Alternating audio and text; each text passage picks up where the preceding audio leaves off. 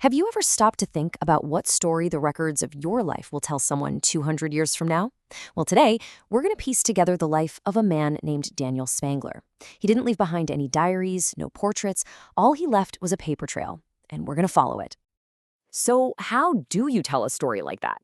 I mean, Daniel Spangler wasn't a general or a president. He was a farmer. His life wasn't written down in some grand history book. Nope. It was captured in bits and pieces, in church ledgers, census counts, and dusty court filings. These are the puzzle pieces we're going to put together today. So here's our game plan. We'll start with the very first official marks of his life, his birth and marriage. Then we're going to watch his family grow through the census records. We'll even uncover a really strange land deal. And finally, we'll get into the drama that unfolded in court right after he died. All right, let's start assembling this puzzle. The first pieces of Daniel Spangler's life, they aren't some big, grand announcements. They're just these quiet little entries in official records. Our job is to see what kind of story they tell when we line them all up. Every life story has a beginning, right? Well, back in the 18th and 19th centuries, that story usually didn't start with the state. It started with the church. So let's take a look at the very first official documents of Daniel's existence. And here it is, just a single line in a baptismal record from York, Pennsylvania. But look at what it tells us. We get his birthday, his dad's name, and even the original spelling of his family name, Spangler. Just about every other fact we're going to uncover is built right on top of this one entry. Okay, now fast forward 34 years, and bam, he shows up in the exact same church records. This super simple entry marks the next huge chapter of his life, his marriage to Elizabeth Koenig.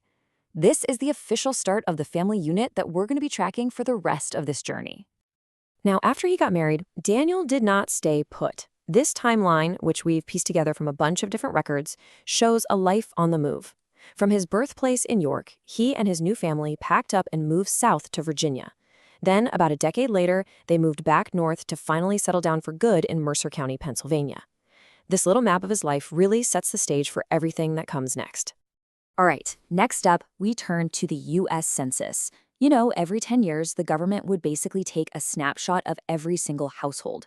For us, looking back, it's like watching a time-lapse photo of Daniel's family. And as you're about to see, it's a story of constant growth. So in 1820, they didn't list names, just numbers.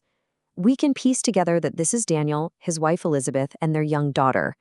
But wait, who's this other person? A young male, somewhere between 10 and 16. Was he a relative? Maybe a farmhand? The very first document gives us our very first mystery. A decade later, they're up in Pennsylvania, and just look at this change. The family has exploded. Daniel is in his late 40s now, and the household includes 5 daughters. Their new life is definitely taking root. By 1840, something kind of strange happens. The census lists a household full of women and children, but 0 adult males. So was Daniel gone? No, he was still there. It's almost certainly just a simple clerical error, a little slip of the pen. It's a perfect reminder that these records are human, They come with mistakes. Now, the 1850 census, this is a total game changer. For the very first time, it lists everyone by name, age, and occupation. We finally get to see them clearly. Daniel, age 68, a farmer. His wife Elizabeth, and their 3 youngest daughters still living at home.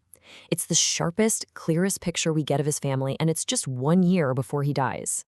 Okay, now for one of the most curious documents in Daniel's entire file. It's not a census, not a church record, it's a land deed. And it tells a really fascinating story about how he got the family farm in the first place.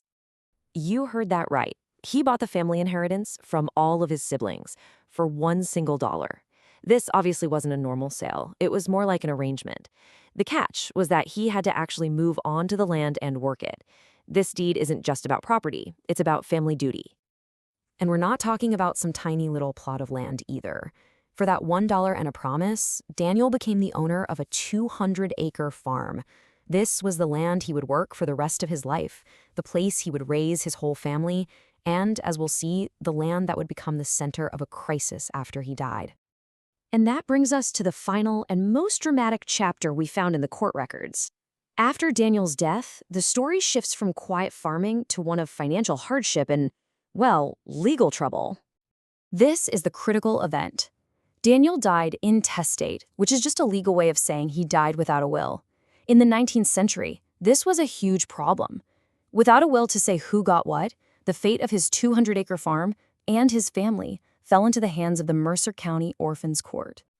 And this is the heartbreaking reality laid out right there in the court filing. The people in charge of his estate, who were actually his sons-in-law, had to report that there just wasn't enough money to pay Daniel's debts and, maybe most importantly, to support his 3 youngest daughters. The family was in real financial trouble. The court's response followed this standard, kind of cold legal process. So first, the petition is filed saying there are debts. Second, the court orders the only possible solution, sell the land. Third, part of the farm is sold off at a public auction. And fourth, the money from that sale is used to pay everyone off. And here are the stark details.